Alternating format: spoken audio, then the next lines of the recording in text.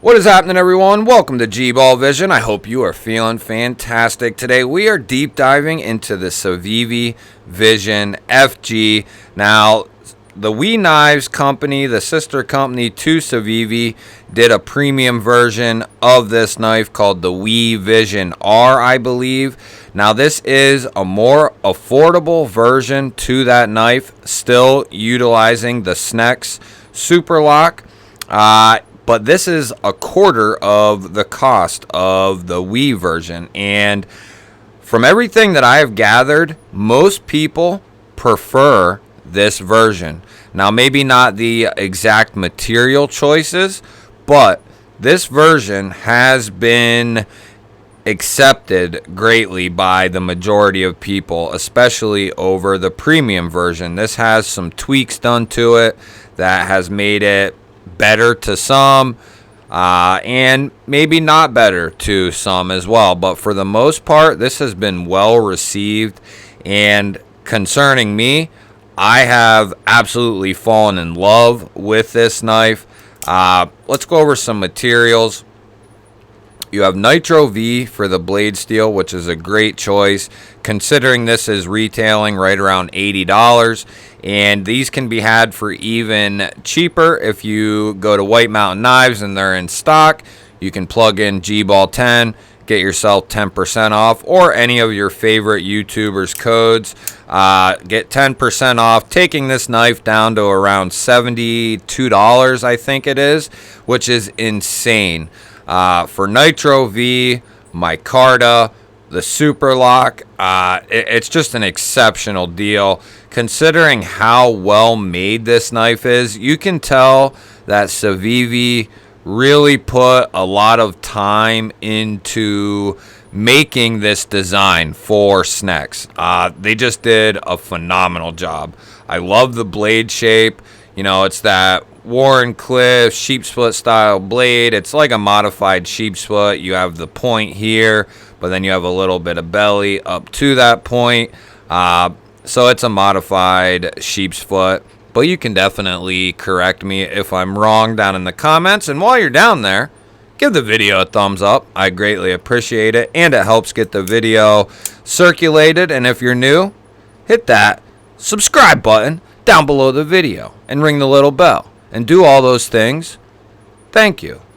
Now back to this guy. This one has Micarta. They do have G10 versions, and they have uncoated versions as well. They all feature the Super Lock, which is very similar to the Shark Lock. I do have some videos up on the channel comparing the Super Lock to the Shark Lock to the Atlas Lock as well. So after this video is over and you have not seen that video, go check it out. It's pretty interesting. This lock is exceptional. Very strong, very fidgety, and very fun to disengage. You can even use the lock to open the knife. I've been just a huge fan of this knife ever since I got it in. I always wanted to try the WE Vision version of this knife, but there was some things that I didn't like about it, but that was just from a far away standpoint. I never handled one, but there was some things that I didn't really care for, or that I didn't think I would care for. I could be totally wrong about that though, but my main concern was the lock coming out of the scale. Now apparently, according to some, that was not a big deal at all. I have heard many different content creators and just people who consume content who have had both, have bought both knives. They prefer the Civivi version over the WE version. Now I can't, say one way or the other. I've only had this one in hand, but I can say this thing is absolutely exceptional. For the money, this thing is phenomenal. Now, let's go ahead and we'll jump into just some quick specs. You're going to get 3 inches of cutting, and you're going to get about 3.5 from tip to tip there for your total blade. And then you're going to be right around 7 7/8, 7 15/16, somewhere right around in there, almost 8 inches overall. So it's a good size in my opinion, right in a lot of people's wheelhouses. Let's go ahead and give this thing a little weight check. And it is a little heavier, coming in right around 4 ounces, 4.1 ounces. It is a little weightier, but that's because of this full length backspacer / super lock on this knife. And while we're running specs, let's go ahead and check that blade stock.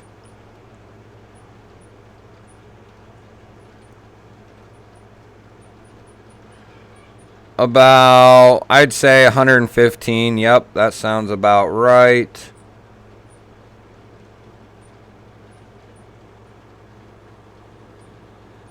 Ooh.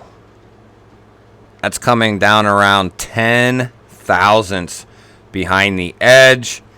How about a handle thickness? About 0.46, 0.47. So, you know, this is not a real thick knife. I would say it's average. And then about 0.96 for your handle width. So it's not a big knife, and it's not a thick knife. I think it's pretty much spot on perfect. Even if you have large, extra large hands, there's plenty of room on this thing. You can choke right up behind that edge, and it's comfortable, and it's going to be pretty safe because you have this long well here before you get to the edge. Now, I don't know that you'd want to be doing too much crazy stuff, but you don't have to be afraid to choke up right behind there, do some fine detail work, that sort of thing. The standard grip is awesome on this thing, and for the index grip, index cut, I love this thing. It has been absolutely incredible to carry and use. Let's go ahead and throw this guy up against a couple of other knives. We have the Miguron Centurion. That is the new one from Miguron. Here we have the Buck 112. It's very similar to the Centurion. The Centurion has just a touch bigger of a handle, but they are very, very close. How about the Knoll Knives Raiden and the 3LD W5 Custom, which I'm sure a lot of you have this custom here. What am I doing? A lot of you guys have this custom here, I'm sure, as I took the Vision away. But that is a very close matchup if you have the 3LD W5, a custom knife, which I'm sure many of you have. And the Raiden is quite a bit bigger. Let's do two more. How about the beautiful TRM Neutron 2? And the Vision's going to be quite a bit bigger than that guy. And how about the 940 Osborne and S90V? That is a very fair comparison there as well. And we'll do one more just for good measure. How about the Milwaukee Fastback, baby? And, you know, it's going to be quite a bit bigger than that. So it is a great size, in my opinion. You know, it's right in that Osborne territory, right in with the standard size. Not too big, not too small, easy to carry. It's not too heavy. It's not too bulky. It comes down nice and thin. Thin blade stock. Comes down ultra thin. This thing is very slicey, in my opinion. Now, this still has the factory edge. No stropping, no sharpening. And I have been using it. So let's see how that Nitro V is holding up. Now, I don't have a ton of Nitro V. I have quite a bit, mostly all from Civivi, and it holds up good. It maintains a good edge. I think it's very similar to 14C 28N, at least from what I can tell. Now, I don't have any scientific tests or anything like that, but it seems to hold up very well, and I love that this has a nice piercing tip on it that you can do your, draw cuts with. Like I said, guys, this thing is slicey. It is comfortable. There's a reason that these things are such a huge deal right now across the knife world. From what I know, a lot of places are sold out of these and are struggling to keep them in stock.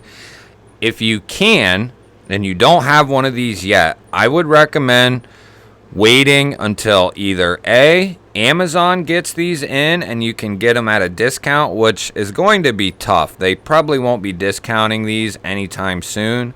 Or B, wait till White Mountain Knives gets another restock of these in, and you can use the code GBALL10 and get 10% off, making this around $70. And then you can go take the money that you saved at White Mountain Knives and go snag a Civivi 3D milled titanium pocket clip, which just creates an awesome aesthetic for this thing. Now, the standard pocket clip works well.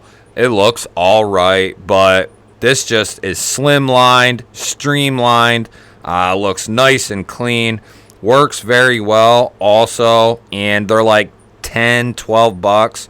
So the money you save at White Mountain, you can turn around, get yourself a milled clip, and you are off to the races with this thing. It is an exceptional knife, guys. I give this some of my highest praises of the year. This will probably win my under $100 knife of the year for sure, unless something else crazy comes along. But between 50 and 100 bucks, this is probably going to be the winner. Now, under 50 is a different category, and this knife does not fall into that.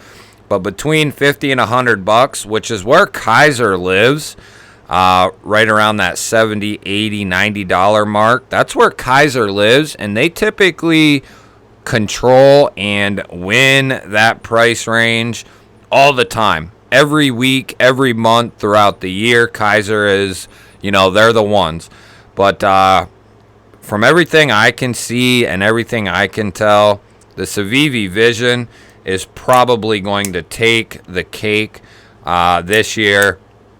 Like I said, unless something else crazy comes along, and I'm not the only one, I don't think, who feels this way, the Civivi Vision is far and away one of the best knives of the year. And if you're looking into trying, if you like trying new things, new locks, that sort of thing, this is definitely something you're going to want to check out. And don't get me wrong, nothing against button locks. I love button locks. I have tons of them. But this is just a different animal. A crossbar lock, it's just different. And there's something about it that you can disengage it, in your grip. You can just rotate the knife and close it right up. Hell, you can open it with the lock. It's just, I love this thing. And there might come a point where I get the Wii version of the Sneck Super Lock as well, maybe. But for now, this thing is right in my wheelhouse. And, lefties can use this as well. You can reverse the clip. The action is incredible, guys. It has great sounds, too. Nice open, nice close. Just a huge fan all around. I don't know if there's anything that I would change on this knife. The only thing I wasn't sure about were these speed holes, but I do kind of like that, how you can kind of see the blade going in and the lock being actuated through that one. So it is cool. But, you know, if this was solid, micarta, that would be just fine with me too. But I think that's the only nitpick I really have of this thing. I wish they would have blacked out the Civivi there. But those are my two small nitpicks on this guy. Other than that, this thing is exceptional, and those are two things that I can easily overlook for how good this knife is. If you're looking at this knife, do not hesitate to go pick one up. It is exceptional. Great price, great materials, ergos, aesthetics, action, carry, cutting, all of it. It does a phenomenal job. Give me a thumbs up. Leave a comment down below. Let me know what you think of this guy. Do you have one? Do you plan on getting one? Do you love it? Do you hate it? Let me know down in the comments. I look forward to hearing from you. If you are new here to the GBALL Vision, hit the subscribe button down below the video. I would love to have you. And if you don't want to go below the video, just click the logo right there on the center of your screen. And after you do that, go check out one of these two videos right here or here. Love you guys, and I will catch you on the next one.